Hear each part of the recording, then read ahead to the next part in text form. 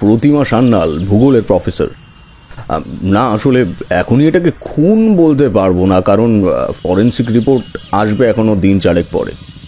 তবে প্রতিমা দেবীর বাড়ির থেকে এফআইআর লিখিয়ে গেছেন থানায়। করা যায় বলুন তো? মাস্টারদা একটা সিগারেট ধরিয়ে বলল, মোটিভ খোঁজার চেষ্টা করুন।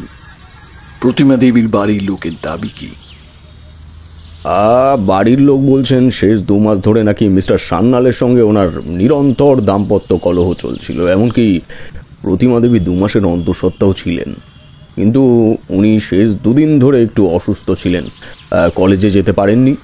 মিস্টার সান্যাল তার স্ত্রীকে হাসপাতালেও নিয়ে যান, কিন্তু পরদিন সকালে সে হার্ট অ্যাটাকে মারা যায়। মাস্টারদা চোখ বুজে সিগারেটে লম্বা টান দিয়ে বলল, আচ্ছা, তদন্ত শুরু। এটা যদি খুনি হয় তাহলে আসামি একজনের খুন করেনি, করেছে 2 জনের। আমার মনটা কেমন যেন দুঃখের সাগরে ডুবে গেল। খানিক চুপ করে বসে থাকার পর পালিতবাবু বললেন, আপনি যাবেন আমার সঙ্গে? মানে এর আগে কখনো এমন কথা আপনাকে বলিনি, তবে আজ বলা ভালো বাধ্যই হচ্ছি, কারণ এত বড় একজন ব্যক্তির বিরুদ্ধে খুনের অভিযোগ তো, তাই আর কি। ভদ্রলোক শেষের কথাগুলো আমাদের দুজনের দিকেই আর চোখে রেখে বললেন।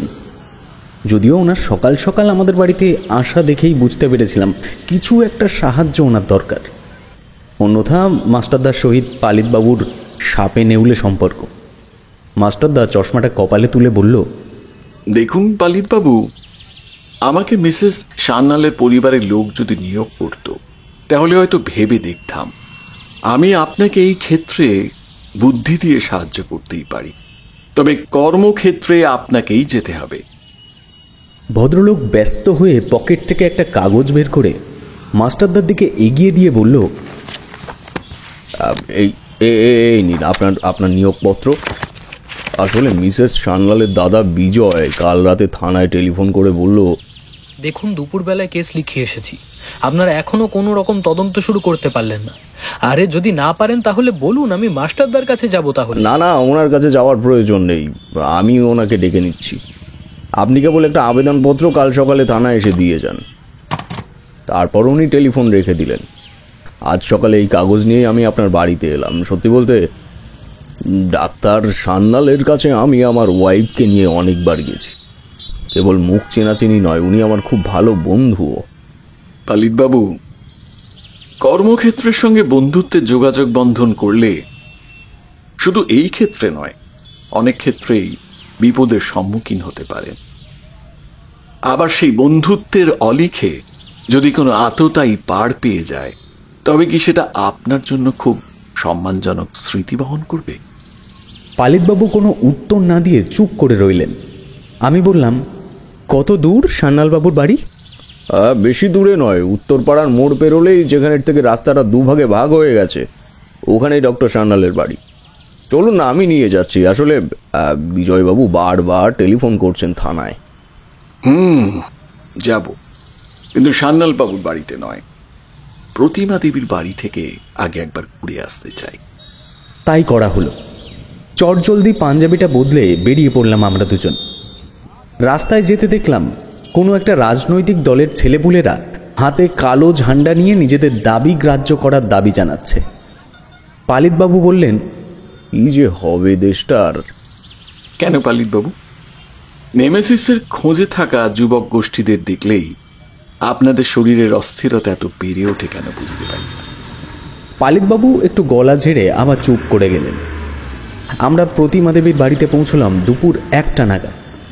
দেখলাম বাড়ির সামনে কয়েকজন মহিলা দাঁড়িয়ে কি সব গুঞ্জন করছেন।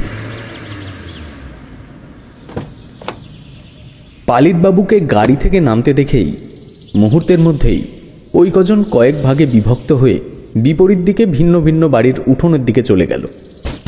পালিতবাবু সদর দরজার কড়া নাড়লেন। যে ভদ্রলোক এসে দরজা খুললেন তার বয়স ওই বছর 35 কি 40 হবে। গায়ের রং ফর্সা এবং নাকের বাঁ দিকে একটা তিল আছে। মাস্টারদাকে দেখে তার চোখ জলজল হয়ে উঠল। কৃতজ্ঞতার সাথে বললেন, নমস্কার মাস্টারদা, আমার নাম বিজয়। বিজয় বোস। আমি পালিত বাবুকে বলেছিলাম যে আমার বোনের খুনের তদন্তে আপনার সাহায্যই নিতে চাই। আমি জানি একজন পোক্ত গোয়েন্দা ছাড়া এই অন্যায়ের মূল পর্যন্ত পৌঁছানো অন্তত পুলিশের সাধ্যের বাইরে। একটু ভুল হচ্ছে বিজয়বাবু, গোয়েন্দা নামটা ঠিক আমার সাথে খাপ খায় না। আমি একজন সত্য সন্ধানী মাত্র। ভেতরে বসে একটু কথা বলা যায় কি? বিজয়বাবু ব্যস্ত সমস্ত হয়ে আমাদের ঘরে নিয়ে এলেন। দেখলাম ইতিমধ্যে আমাদের কথোপকথন শুনে বৈঠক ঘরের চেয়ারকে কেন্দ্র করে ও বাড়ির 4 জন সদস্য আগের থেকেই সেখানে উপস্থিত হয়েছে। তাদের মধ্যে একজনের বয়স বোধ হল 70 পেরিয়েছে। বিজয়বাবু তাকে বললেন, হ্যাঁ মা, উনি মাস্টারদা। প্রতিমার খনিকে খুঁজে বের করতে ওনারাই আমাদের সাহায্য করবেন। বিজয়বাবু, আপনি এত নিশ্চিত হচ্ছেন কিভাবে যে প্রতিমা দেবীকে খুনই করা হয়েছে? মাস্টারদা একটু শক্ত গলাতেই বলল কথাটি।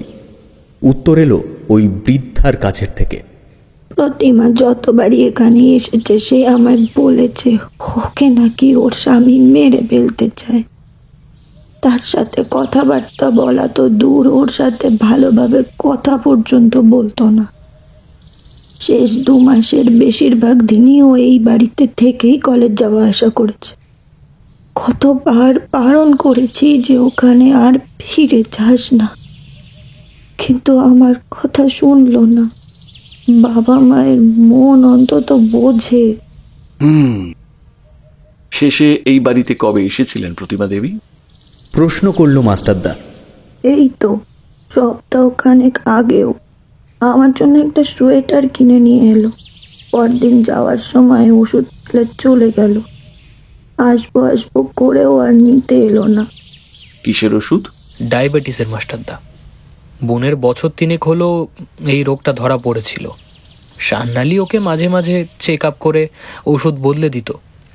শেষবার যখন রিপোর্ট দেখেছিলাম অনেকটাই সেরে উঠেছিল, কিন্তু আমি বুঝতে পারলাম আগের মাসের 22 তারিখে হঠাৎ করে ওদের বাড়িতে গিয়ে চাকরটা আমায় বাধা দিতে চাইছিল, কিন্তু আমি অতটা গুরুত্ব না দিয়েই দোতলায় ওদের ঘরের সামনে গিয়ে শুনি সান্নালোকে ঝাঁঝালো গলায় শাসাচ্ছে। বলছে, তোমার পা খুব লম্বা হয়েছে তাই না? ক্লাসের পরে ওই গুপ্তবাবুর সাথে তুমি বাইরে সময় কাটাও, সব খবর পেয়েছি। আমার আত্মসম্মান মর্যাদা একদম একদম ধুলোয় মিশিয়ে দিতে চাইছো? হ্যাঁ, অকালে মারা পড়ে যাবে, মনে রেখো।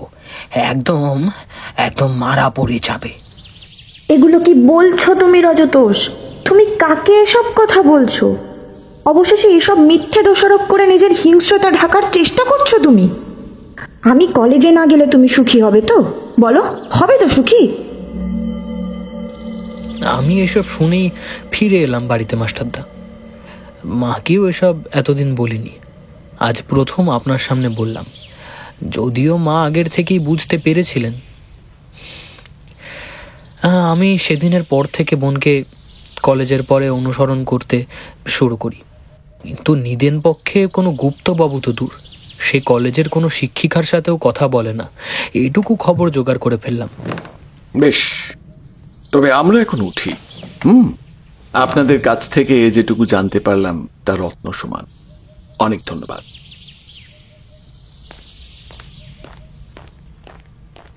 বলে মাস্টারদা চেয়ার ছেড়ে উঠে দাঁড়ালো।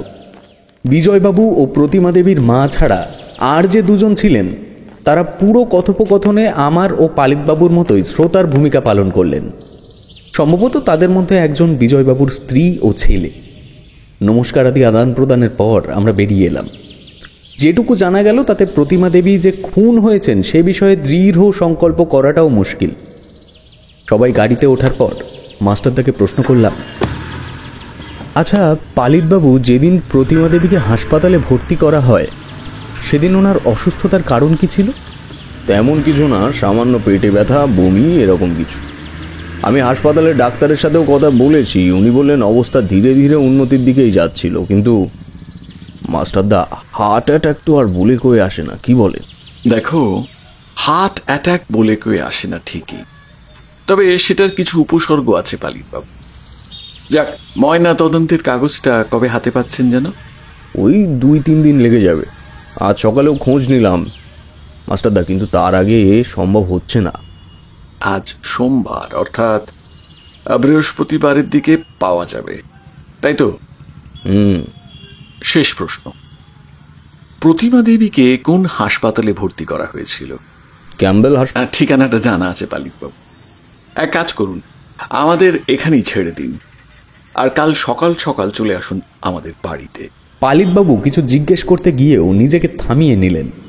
গাড়ি থেকে নেমে আমি মাস্টারদাকে প্রশ্ন করলাম, কি হে মাস্টারদা, একেবারে বাড়িতে নামলেই তো পারতে, এখানে নামতে গেলে কেন? সব কিছু সরকারি জিপে চড়ে করতে গেলে হবে না আবির। দূর থেকে তাক করে রাখা বন্ধু যদি লক্ষ্যের দৃষ্টিগোচর হয়ে যায়, তবে সে এমন ভাবে গা ঢাকা দেবে যাকে খুঁজে বের করা প্রায় অসম্ভব হয়ে দাঁড়াবে। তাহলে এখন কোথায়? ক্যাম্বেল হাসপাতাল। ওই তো, ট্যাক্সি। মাস্টারদার মস্তিষ্কের সাথে ছুটতে না পারার হতাশাটা আমার আজীবন বহন করতে হবে, তা হাড়ে হাড়ে টের পাওয়া সত্ত্বেও যখন চেষ্টা করতে যেতাম তখন আমার ভাড়ে মা ভবানী জিনিসটা মাস্টারদা বেশি উপভোগ করত। আমরা ট্যাক্সিতে উঠে চললাম ক্যাম্বেল হাসপাতালের উদ্দেশ্যে। রাস্তায় সেদিন ভোগান্তির শেষ নেই। এই যাত্রাতেও সেই দলীয় আন্দোলনের জমায়েত আমাদের বেশ কিছুক্ষণ গাড়িতে বসে রাস্তা পরিষ্কার হওয়ার প্রহর গুনতে হলো। অবশেষে বিকেল 5টা নাগাদ পৌঁছালাম গন্তব্যে। এই চিকিৎসা কেন্দ্রের জনপ্রিয়তার ব্যাপারে এতদিন কেবল কাগজে পড়েছি ও টুকটাক কানেও শুনেছি, আজ নিজের চোখে দেখলাম। সত্যি শহরে যে এত মানুষ জমে মানুষে লড়াই করছে প্রতিনিয়ত, তাই এখানে না এলে টের পাওয়া শক্ত। মাস্টারদা একজন সাদা পোশাকধারী নার্সের সাথে কী সব কথা বলে আমায় হাতের ইশারায় তার দিকে ডেকে নিল।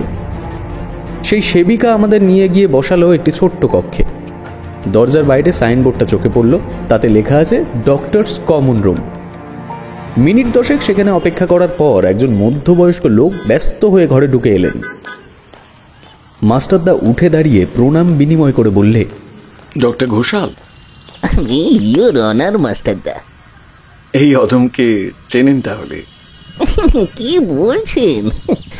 আপনারা হয়তো খোঁজ রাখার সময় হয় না, তবে আপনার খোঁজ না নিতে চাইলেও শহরের বাসি কাগজের পাতায় মাস্টারদাকে নিরন্তর খুঁজে পাওয়া যায়। সত্যি সত্যি খুব গর্ববোধ হয় আপনার মতো বাঙালির জন্য। ধন্যবাদ ঘোষাল বাবু, তবে আপনার কাছে ছুটে এসেছি একটা বিশেষ কারণে। বলুন না, আপনাকে কিভাবে সাহায্য করতে পারি? ভদ্রলোক সামনের একটি চেয়ার টেনে নিয়ে মাস্টারদার সামনে বসল। মাস্টারদা পুনরায় আসন গ্রহণ করে বলল, প্রতিমা সান্যালের মৃত্যুর আগে আপনার চিকিৎসাধীন ছিলেন? হ্যাঁ, কেন বলুন তো? রজতেশ সান্যাল নিশ্চয়ই এই হাসপাতালেই কর্মরত আছেন? হ্যাঁ, তবে শেষ কয়েক মাস ধরে খুব অনিয়মিত আসতো। প্রতিমা দেবীর হার্টের কোনো রোগ ছিল? না, একদমই নয়। শুধুমাত্র একটু খাবারের অনিয়মের জন্য দুর্বল হয়ে পড়েছিল। আর তার সাথে মাথা ব্যথা, শরীরে একটু অস্বস্তি ভাব, এটা তো গর্ভাবস্থায় খুবই স্বাভাবিক। রজতোষ এই অবস্থায় কোনো রকম ঝুঁকি নিতে চায় না বলেই এখানে নিয়ে এসেছিল। তিনি তো এই চিকিৎসা বাড়িতেও করতে পারতেন বলে আমার মনে হয়। আচ্ছা, প্রতিমা দেবী কখনো এই হাসপাতালে এসেছেন এর আগে? মানে তার স্বামীর সঙ্গে দেখা করতে বা অসুস্থতা ব্যতীত অন্য কোনো কারণে? না না, তাকে কখনো আসতে দেখিনি। তবে রজতোষের দাদা নীরেন সান্যাল এবং তার স্ত্রী একসময় দিনের পর দিন এই হাসপাতালে কাটিয়েছে। নীরেনবাবুর সিঁড়ি থেকে পড়ে গিয়ে দুটো পায়ে অকেজো হয়ে গেছে, তার উপর উনি নিঃসন্তান। এটা নিয়েও কম ডাক্তার বুদ্ধি করেননি। সেই সূত্রেই ওনাদের সাথে পরিচয়। কিন্তু মাস্টারদা, আপনি কি করতে চাইছেন আমি তো সেটাই বুঝতে পারছি না। এখনো কিছু করিনি, তবে করার প্রয়োজন হলে হাত গুটিয়ে বসে থাকার মানুষ আমি নই। আমার ব্যাপারে যখন এত কিছু জানেন, তাহলে আশা করি এটাও জানেন শুধু শুধু প্রতিমা দেবীর মৃত্যুর ব্যাপারে কিছু শখের খবরাখবর নিতে আমি এখানে আসিনি। ডাক্তার ঘোষাল সন্দিগ্ধ দৃষ্টিতে মাস্টারদার দিকে কিছুক্ষণ চেয়ে রইল। তারপর বললেন, কিন্তু কেন? মানে প্রতিমা দেবীকে কেউ মারতে যাবে কেন? আচ্ছা, আপনার কেন মনে হচ্ছে তাকে কেউ মেরে ফেলেছে? যখন উনি মারা যান তখন আপনি কোথায় ছিলেন? ভদ্রলোক ঢোক গিলে বললেন, রাত 2টোর সময় আমি প্রতিমা সান্যালের চেক আপ করে বাড়িতে যাই। তখন তার শরীর অনেকটাই সুস্থ ছিল। রজতোষ, তার বৌদি সবাই এখানে ছিল দেখে আমি তাকে সব বুঝিয়ে দিয়ে বাড়িতে গিয়েছিলাম। কিন্তু আপনি কি কোথাও না কোথাও আমাকে এসবের মধ্যে জড়াতে চাইছেন? আমি চাইছি না ঘোষালবাবু, কিন্তু আপনি জড়িয়ে পড়ছেন। যাক, এখন আসি, প্রয়োজনে আপনার সাথে আবার দেখা করতে হতে পারে। বলে মাস্টারদা উঠে দাঁড়ালো। আমরা হাসপাতাল থেকে বেরিয়ে এসে এবার বাড়ি ফেরার জন্য ট্যাক্সি নিলাম। বাড়িতে ফিরে রান্নার লোককে জরুরি চায়ের তলব দিয়ে বৈঠক ঘরে বসে মাস্টারদাকে প্রশ্ন করলাম, কি মাস্টারদা, কি বুঝলে একটু বলবে? মাস্টারদা একটা সিগারেট ধরিয়ে চেয়ারে লম্বা হলো, তারপর বলল, এটাই তো বুঝতে পারছি না আবির। যদি প্রতিমা দেবীকে খুনও করা হয় তাহলে তার কারণ কি হতে পারে সেটাই তো আমি ধরতে পারছি না। শুধুমাত্র অনুমানের ওপর ভর করে তদন্ত চালিয়ে যাওয়া অনেক কঠিন কাজ বন্ধু। তবে তদন্তের ডগায় যদি সত্যিই কোনো গা ঢাকা দেওয়া খুনি আমার জন্য অপেক্ষা করে থাকে, তবে আমার থেকে বেশি খুশি আর কেউ হবে না। এই নিষ্পাপ বাচ্চাটার জন্য খুব কষ্ট হচ্ছে মাস্টারদা। সে পৃথিবীর আলোটুকু পর্যন্ত দেখতে পারল না। ভেবে দেখেছ, গুণীজনেরাই লিখে গেছেন মানুষের মধ্যেই নাকি ঈশ্বর আছে। ঠিক তেমনই মানুষ এমন নির্দয় হৃৎপিণ্ড যে বহন করতে পারে, সেটা ভাবলেই গায়ের পশমগুলো দাঁড়িয়ে যায়। এমন সময় কাজের লোকটা এসে চা দিয়ে গেল। মাস্টারদা দেখলাম চোখ বুজে মুখে কী সব বিড় করছে। আমি ঘরে এসে শুয়ে পড়লাম। সেদিন রাতে খাবার টেবিলে বসেও মাস্টারদা চুপ করে খেয়ে উঠে চলে গেল। বুঝলাম যথেষ্ট মানসিক মারপ্যাচে পড়েছে আমার দাদাটি। পরদিন সকাল 7টা নাগাদ পালিতবাবু এসে উপস্থিত। মাস্টারদা ও আমি তৈরি হয়ে বেরিয়ে পড়লাম সান্যালবাবুর বাড়ির উদ্দেশ্যে। গন্তব্যে পৌঁছে প্রথমেই যাকে দেখলাম সে একজন 65 বছরের বৃদ্ধ। পালিতবাবু তাকে ডেকে বললে, সান্যাল বাড়িতে আছে? হ্যাঁ হুজুর, ছোট কর্তা বাড়িতেই আসেন, উপরে চলে যান। বাড়িটি দোমহলা। নিচের তলায় সম্ভবত গৃহস্বামীরা কেউ থাকে না, কারণ সিঁড়ি দিয়ে দোতলায় যাওয়ার সময় লক্ষ্য করলাম বারান্দা সংলগ্ন 2টি ঘর বাদে বাকি সবকটি তালাবন্ধ। খোলা 2টির মধ্যে একটি রান্নাঘর এবং অন্যটি বিমল, অর্থাৎ ওই বৃদ্ধ ভৃত্যের থাকার ঘর। দোতলার বারান্দায় একজন মধ্যবয়স্ক ভদ্রমহিলা দাঁড়িয়েছিলেন।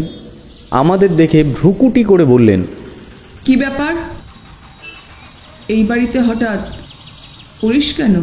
পালিতবাবু একটু স্বতন্ত্র হয়ে বললেন, আসলে প্রতিমা দেবীর বাড়ি থেকে সান্যালবাবুর নামে একটা এফআইআর লিখিয়েছেন। আমরা একটু ওনার সাথে কথা বলতে চাই। এফআইআর? মানে এটা আপনি কি বলছেন? আর কি কারণে এফআইআর? তাদের দাবি প্রতিমা দেবীকে খুন করা হয়েছে। মাস্টারদা উত্তর দিল, আচ্ছা আচ্ছা, পাগলে প্রলাপ গাইল আর আপনারাও চলে এলেন সেই তালে তাল মেলাতে। বাহ! ভদ্রমহিলা একটু পিছিয়ে গিয়ে একটি ঘরের দরজার সামনে গিয়ে ডাকলেন, ঠাকুরপো, পুলিশ এসেছে, তোমার সাথে একটু কথা বলবে। বলে উনি পাশের ঘরে ঢুকে গেলেন। আমরা একটু এগিয়ে উক্ত ঘরটির সামনে গেলাম। যে লোকটিকে বাইরে বেরোতে দেখলাম তাকে আমি আগেও কোথাও যেন দেখেছি, তবে ইনি যে ডাক্তার সান্যাল তা আগে জানতাম না। সুদর্শন, কাটা কাটা চেহারা, অযত্নবর্ধিত ফ্রেঞ্চ কাট দাড়ি এবং চোখের চাহনিতে কেমন একটা ঢুলু ঢুলু ভাব। পালিতবাবুকে দেখে বললেন, আরে ইন্সপেক্টর, কি ব্যাপার বলুন তো? আপনার স্ত্রীর মৃত্যুর ব্যাপারে একটু আপনার সাথে কথা আছে। ভেতরে আসতে পারি? হ্যাঁ হ্যাঁ, অবশ্যই আসুন।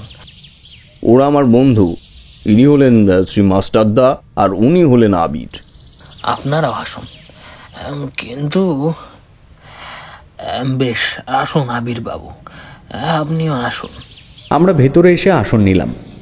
মাস্টারদা ঘরের চারিদিকে একবার তার সন্দিগ্ধ দৃষ্টি ফেলে প্রশ্ন করল, সুরার প্রতি আকর্ষণ কি স্ত্রী বিয়োগের দুঃখে, নাকি এটা আপনার নেশা? কথাটি শুনে ভদ্রলোক একটু মুখের সামনে 2 আঙুল নিয়ে হাতটি আবার নামিয়ে রাখলেন। তারপর বললেন, অনেক চেষ্টার পর যখন একটা বিবাহিত যুবক মধ্য বয়সে এসে বাবা হওয়ার একটা প্রত্যাশা পায়, তার কাছের থেকে সেই সুযোগ ছিনিয়ে নিলে কি হতে পারে বুঝতে পারছেন মিস্টার মাস্টারদা? হ্যাঁ মাস্টারদা, আমার সব চলে গেল একসাথে। ও ইচ্ছে করে আমার সন্তানটাকে কেড়ে নিল মাস্টারদা। শেষ কয়েকদিন যেন আমায় সহ্যই করতে পারছিল না। বাড়িতে ঝগড়া অশান্তি করে বাবের বাড়িতে গিয়ে পড়ে থাকতো দিনের পর দিন। সান্যাল বাবু, আমাদের কাছে খবর আছে যে আপনি আপনার স্ত্রীকে মেরে ফেলার জন্য হুমকি দিয়েছিলেন। কথাটা শুনে সান্যালবাবু হেসে বলল, কে বলেছে আপনাকে? বিজয়, তাই তো? হ্যাঁ, সেদিনও চলে যাওয়ার সময় আমি ওকে দেখেছি, আর এটাও জানতাম সে সম্পূর্ণটা না জেনে শুনে আমায় ভুল ভেবে চলে গেল।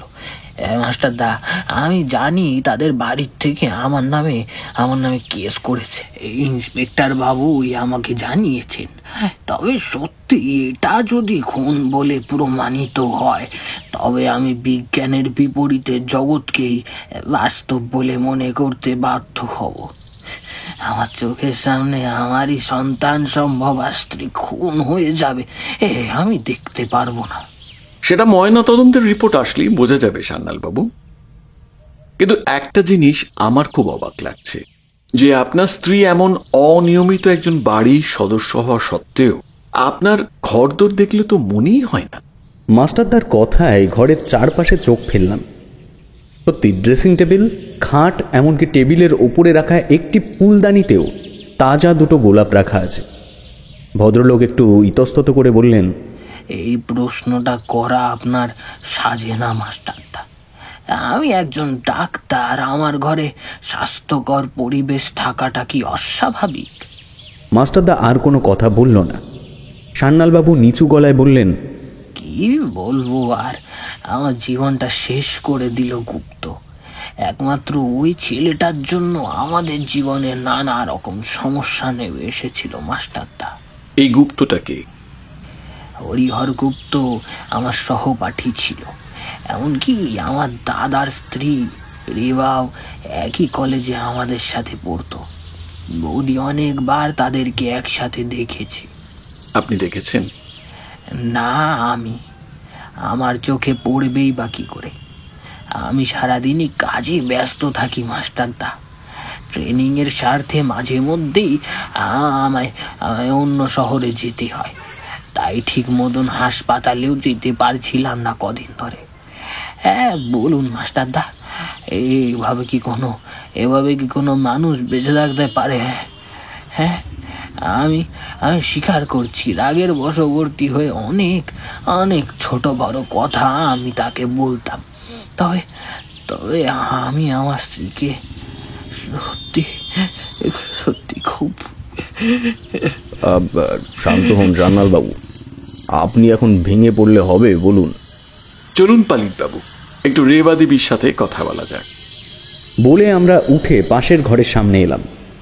দেখলাম আমাদের পূর্ব পরিচিত সেই মহিলাটি বিছানায় শুয়ে থাকা একটি লোককে চামচে করে কিছু খাইয়ে দিচ্ছে। চুপ করে ওষুধটা খাও তো।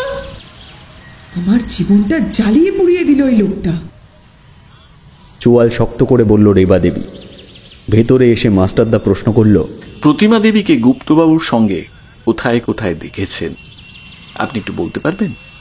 রেবা দেবী নাক সিটকে বললে, আমি তার ব্যাপারে কোনো কথা বলতে চাই না।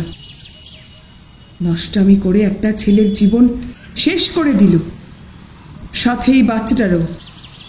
যান ওই গুপ্তর কাছে গিয়ে জিজ্ঞাসা করুন, তাহলেই বুঝতে পারবেন কথাটা কতটা সত্যি কতটা মিথ্যে। তারই তো কলেজে শিক্ষকতা করে। রেবা দেবী, আপনার কথা মিথ্যে বলে তো আমি দাবি করিনি। তাছাড়া আমি কিভাবে করব সেই পদ্ধতি আমায় বলে দেওয়ার কোনো প্রয়োজন নেই। আপনাদের মধ্যে কারুর ডায়াবেটিসের সমস্যা আছে কি? ভদ্রমহিলা কেমন হকচকিয়ে গেলেন। বললেন, ওসব রোগ আমাদের নেই। তাহলে ইনসুলিনের শিশিটা এই ঘরে কি শোভা বাড়ানোর জন্য রেখে দিয়েছেন? মাস্টারদার দৃষ্টি অনুসরণ করে দেখলাম সত্যি একটা ইনসুলিন তরলের শিশি বিছানার পাশে ছোট্ট টেবিলটার উপরে রাখা আছে। রেবা দেবী বললেন, এটা আমাদের নয়, ঠাকুরপোই বোধহয় ওর দাদাকে চেক আপ করার সময় ভুল করে এই ঘরে নিয়ে এসেছে। বেশ, প্রতিমা যেদিন মারা যান সেদিন আপনিও হাসপাতালে ছিলেন, কিন্তু আপনার অভিব্যক্তি ওনার প্রতি এতটা তিক্ত হওয়া সত্ত্বেও আপনি একজন বাড়ির অভিভাবক হয়ে সেখানে উপস্থিত ছিলেন, সেটা ভেবেই আমার একটু অবাক লাগছে অ্যাকচুয়ালি। কথাটা সত্যিই আমাকেও ভাবাচ্ছিল এতক্ষণ। রেবা দেবী প্রতি উত্তরে বললেন, আমি কোথায় থাকবো না থাকবো সেটা সম্পূর্ণ আমার ব্যাপার নয় কি? এবার আপনারা আসতে পারেন। আমরা বেরিয়ে এলাম। শুধু আসার সময় একবার রেবা দেবীর স্বামীর নিরীহ মুখের দিকে তাকালাম। কি অশান্তিতে যে উনি রয়েছেন এমন একজন সহধর্মিণী নিয়ে, সেটাই মাথায় ঘোরাফেরা করছিল। মাস্টারদা হাত ঘড়ির দিকে একবার তাকিয়ে বললে, চলুন দেখি একবার প্রতিমা দেবীর কলেজে, গুপ্তবাবুর সাথে দেখা করার সময় হয়েছে।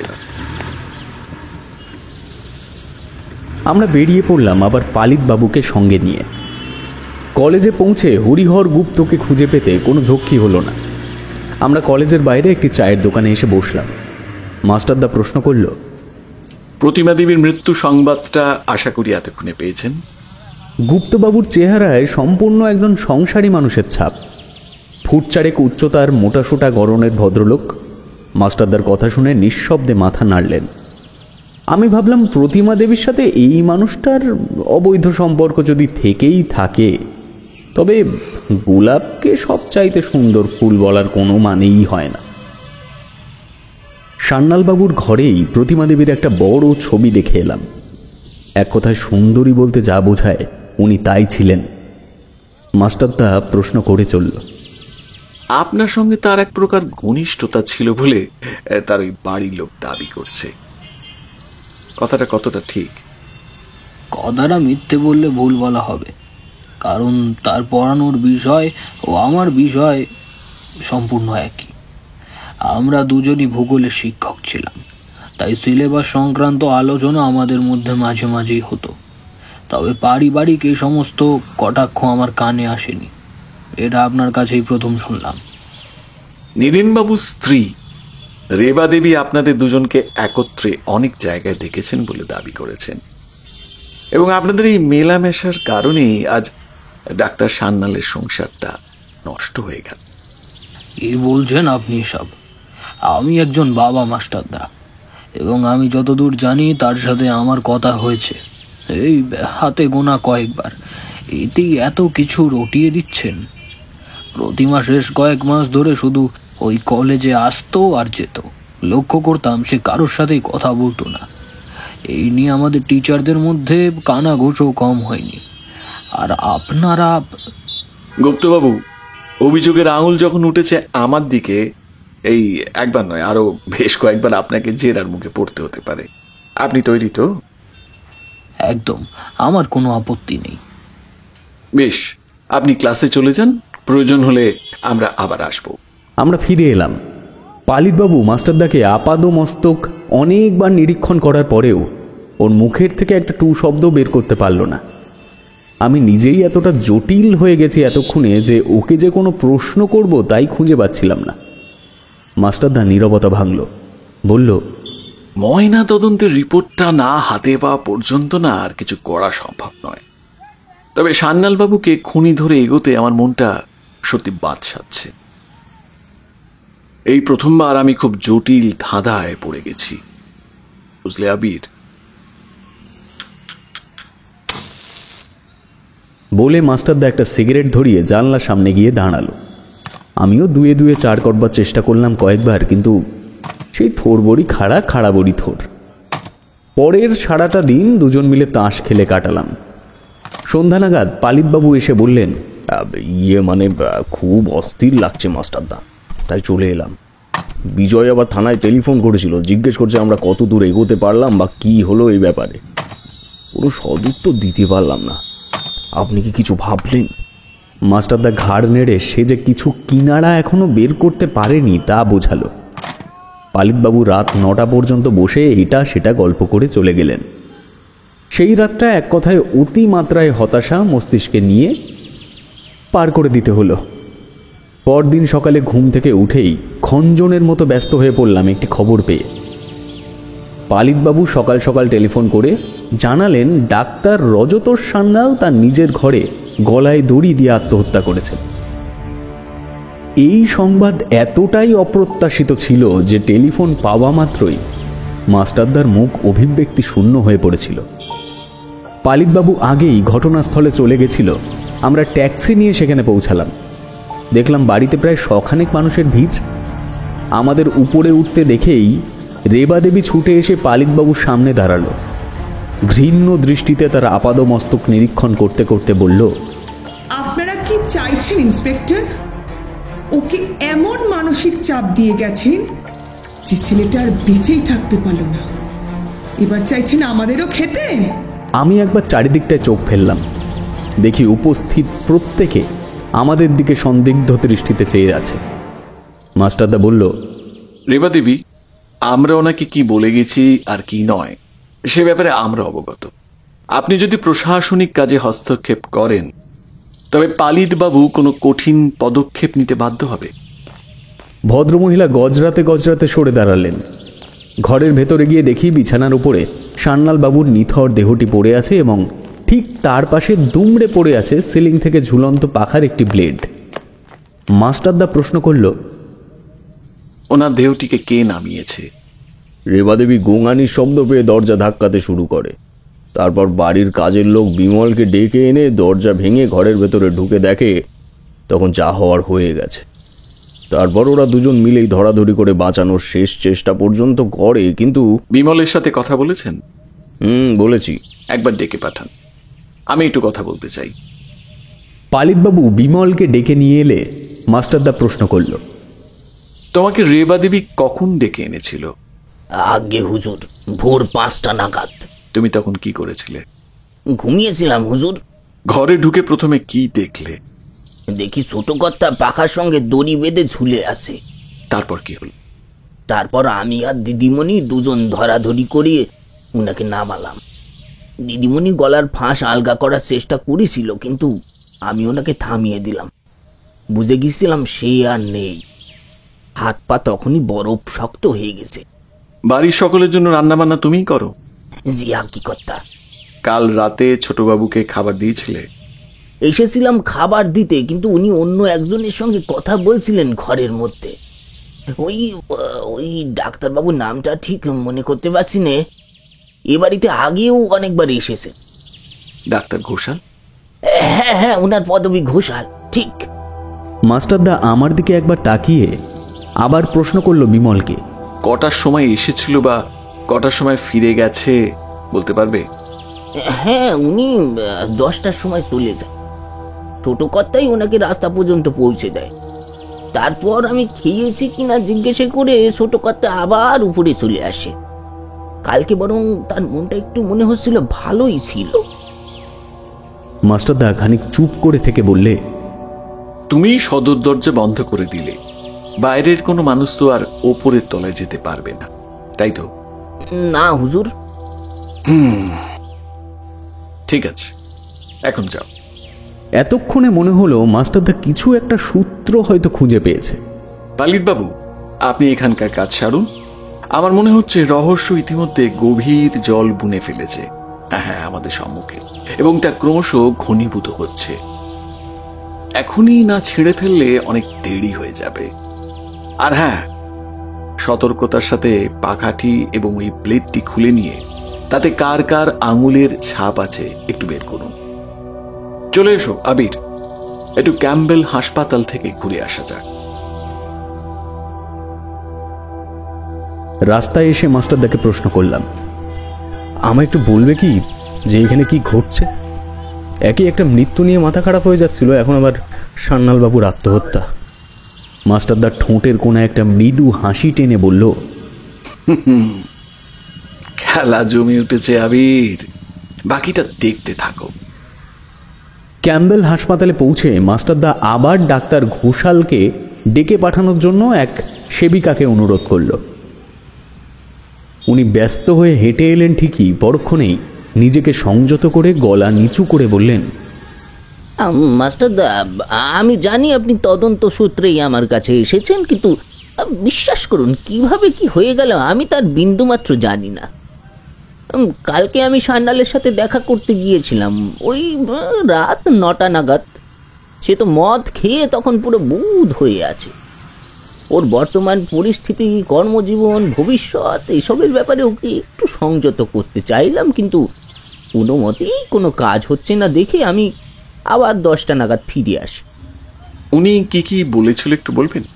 বিশেষ কিছুই বলেনি, একই কথা মূলত বারবার বলছিল। তার উপর আমাকে ওর সাথে মাদকে সহযোগিতা করার জন্য জোর জবরদস্তি করছিল। তাই আমি ফিরে আসি। বলছিল, কি হবে এসব করে বলো দেখি ঘোষাল? যা আছে সব দাদা বৌদির নামেই আছে এখনো। সত্যি বলতে তা যে কোনো কালে ভাগ বাটোয়ারা করতে হবে তা মাথাতেও আসেনি। দেখি দাদাকে আজ ঘরে গিয়ে বলে এসেছি, যদি ভাগাভাগি করে তবে এখনকার সব বিক্রি করে দিয়ে অন্য কোথাও চলে যাব। না হলে ভাই প্রতিমাকে আমি ভুলতে পারবো না রে। এদিকে পুলিশ মাস্টারদা এই স্বাভাবিক মৃত্যুকে খুন বলে প্রমাণ করতে চাইছে। কিভাবে নিজেকে পৃথক করব সব কি?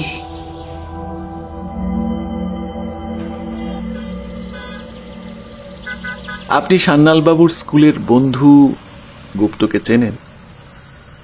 ভদ্রলোক ভ্রুকুটি করে বললে, আপনি কি ডাক্তার গুপ্তর কথা বলছেন? না, উনি কলেজে শিক্ষকতা করেন। কলেজে যে পড়ান সে তো আমারই প্রতিবেশী, ভূগোলের প্রফেসর গুপ্ত।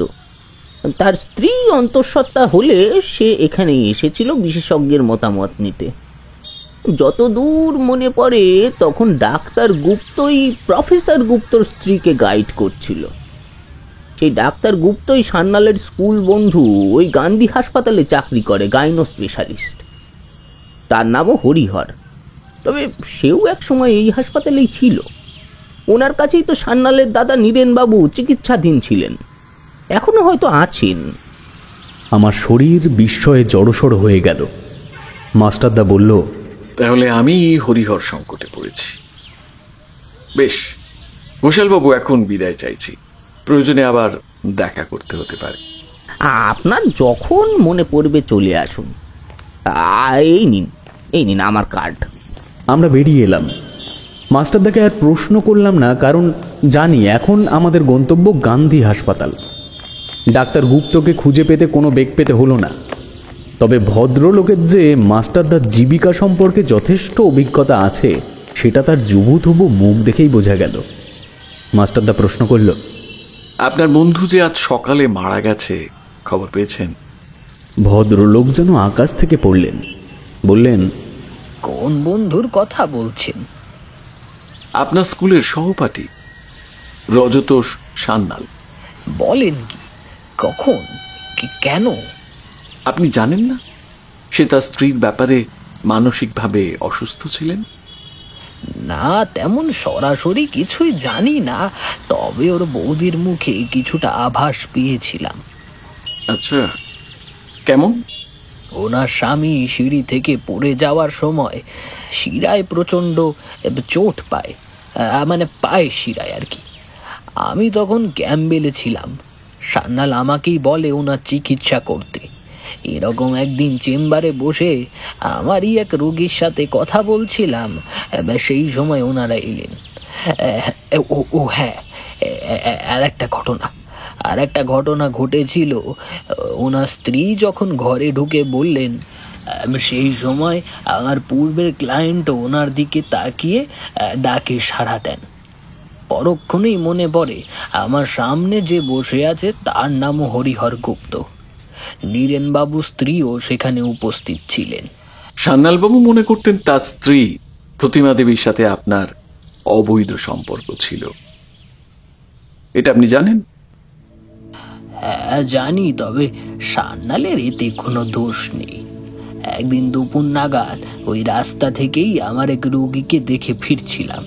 ভাবলাম নীরেন বাবুকে একবার দেখে যাই, সঙ্গে পুরনো বন্ধুর সঙ্গেও দেখা হয়ে যাবে। কি বলবো মাস্টারদা, সিঁড়ি ভেঙে দোতলায় উঠছি, জানি না কোথার থেকে আমায় দেখতে পেয়ে সান্যাল সিঁড়ির মুখে এসে দাঁড়ালো। ওর মুখ দেখেই বোঝা যাচ্ছিল সে মাদকের নেশায় চুর হয়ে আছে। বলল, বন্ধুর জীবনটা এভাবে শেষ করে দিলি গুপ্ত? এই আমি তোর কি ক্ষতি করেছিলাম ভাই? আমার সুখের সংসারটা এভাবে শেষ করে দিলি। এমন সময় নীরেন বাবু স্ত্রী দৌড়ে এসে ওর হাত টেনে ওকে ঘরে নিয়ে যায়। ঠাকুরপো, চলো এখান থেকে, আমি ওনাকে দেখছি, তুমি চলো। সকাল সকাল মদ খেয়ে কি করছো নিজের জীবনটাকে? বলে আমায় হাতের ইশারায় অপেক্ষা করতে বলে। সান্যালকে ঘরে দরজা দিয়ে রেখে বাইরে আসে। আমার আর এক মুহূর্ত সেখানে দাঁড়িয়ে থাকার ইচ্ছে ছিল না। আসলে বুঝতেই পারলাম না হঠাৎ আমার সাথে এটা কি হয়ে গেল। নীরেন বাবু স্ত্রী আমায় নিয়ে বাড়ির বাইরে এলেন, বললেন, ডাক্তারবাবু, প্রতিমার ওর কলেজের সহকর্মী হরিহর গুপ্তর সাথে একটা গোপন সম্পর্ক আছে। আপনি হয়তো তাকে চেনেন, কিন্তু ঠাকুরপো সারাক্ষণ মদের ঘরে থাকে। মেয়েটা ওর জীবন নষ্ট করে দিল। আমি বলেছি ওই হরিহর গুপ্তের কথা, কিন্তু সে যে আপনার কথা ভেবে বসে আছে তা কি করে জানবো? যাই হোক ডাক্তারবাবু, আপনার একটা সম্মান আছে এবং সেটা বজায় রাখা আমাদের সব থেকে বড় দায়িত্বের কাজ। আপনি চলে যান। আপাতত এই বাড়িতে আপনার কোনো প্রয়োজন নেই। আমি আমার স্বামীর কোনো অসুবিধা হলে আপনাকে ফোন করব। আর হ্যাঁ, ঠাকুরপোর সাথে আর যোগাযোগ করার কোনো দরকার নেই। সে পাগল হয়ে গেছে, আমি তাকে সমস্তটা বুঝিয়ে বলবো। সেই থেকে আর ওই বাড়ির সঙ্গে আমার কোনো যোগাযোগ নেই মাস্টারদা।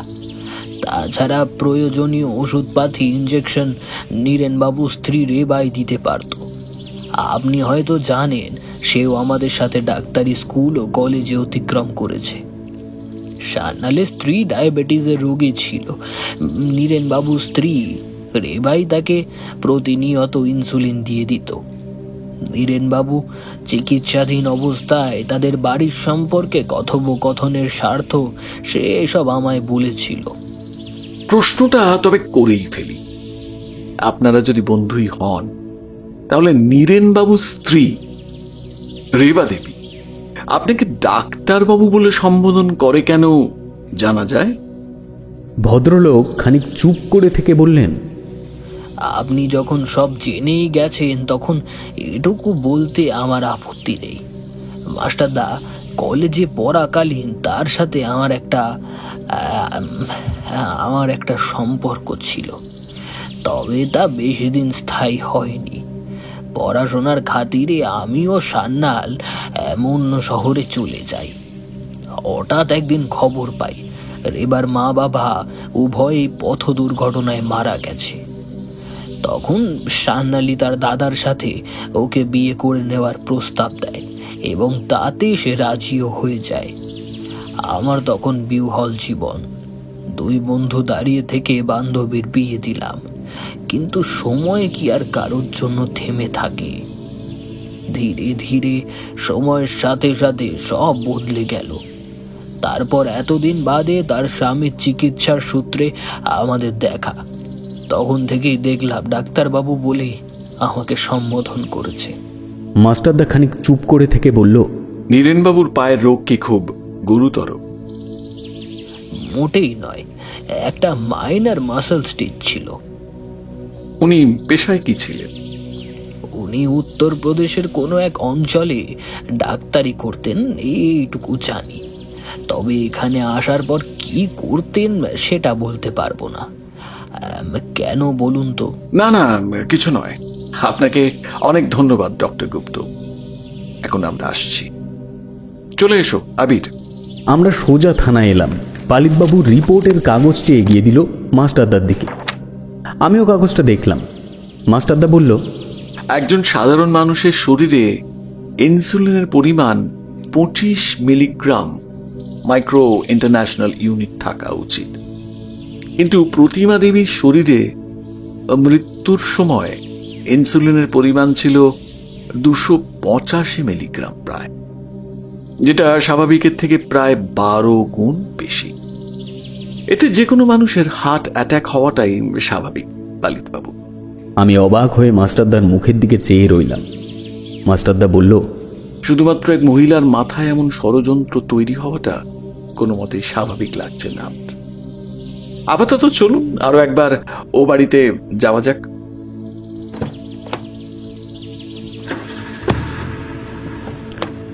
আমরা আবার পালিতবাবুকে সঙ্গে নিয়ে ডাক্তার সান্যালের বাড়িতে এলাম।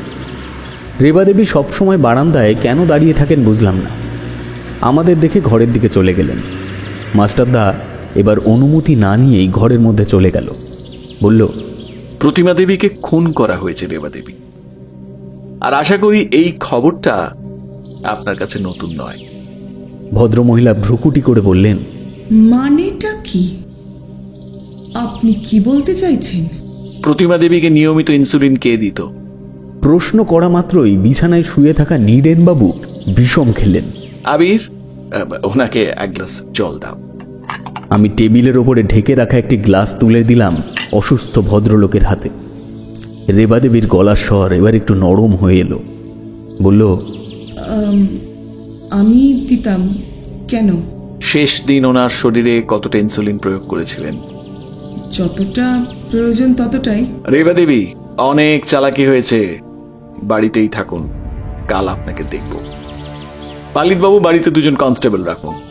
আর আবির, নীরেনবাবুর জলের গ্লাসটা সন্তর্পণে তুলে আনো। পালিতবাবু, এটাকেও ফরেন্সিকে দিন। বিছানায় শুয়ে থাকা ভদ্রলোক এতক্ষণে কথা বললেন, আমার অনুমতি ছাড়া আমার ঘরের থেকে কিছু নিয়ে যেতে পারেন কি মাস্টারদা? অনুমতি চাওয়ার জায়গাটা আপনার সহধর্মিনী ইতিমধ্যেই নষ্ট করে ফেলেছে নীরেনবাবু। নমস্কার।